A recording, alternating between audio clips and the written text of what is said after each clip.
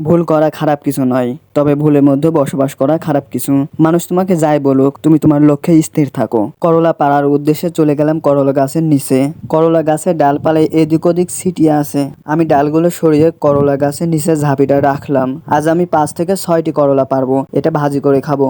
আপনাদের কাছে প্রশ্ন হতেই পারে, এত কম করলা কিভাবে ভাজি করে খাবেন? আসলে আলুর সংখ্যা একটু বেশি দিলে করলা কম থাকলে তিতিও কম থাকে। নিজের গাছ থেকে নিজ হাতে ফল পাড়ায় এবং একই সাথে রান্না করে খাওয়া কেমন বলুন তো? দেখতেও ভালো লাগছে, করলা ঝুলে আছে, সেই সাথে কয়েকটা আমড়া ঝুলে আছে। অসাধারণ দৃশ্য। আবু তহা আদনান হুজুরের মুখেই শুনেছিলাম, শেষ জামানায় নিজের ফসল নিজে উৎপাদন করে খাওয়াই ভালো থাকার সব থেকে বড় মাধ্যম। প্রাপ্তবয়স্ক না হতে করলাটি পেকে গেছে। আসলে এটা একটি রোগ, আর রোগ হলে যুবক মানুষও কিন্তু বৃদ্ধ হয়ে যায়। যাই হোক, এত করলার মাঝে দু একটি নষ্ট হবে, এটাই স্বাভাবিক। কারোর জানা থাকলে অবশ্যই জানাবেন। কি ওষুধ দিব? সবুজের মাঝে হলুদ ফুল, কি চমৎকার তাই না? অবশেষে করলা পাড়া শেষ। আল্লাহ সবাইকে সুস্থ রাখুন।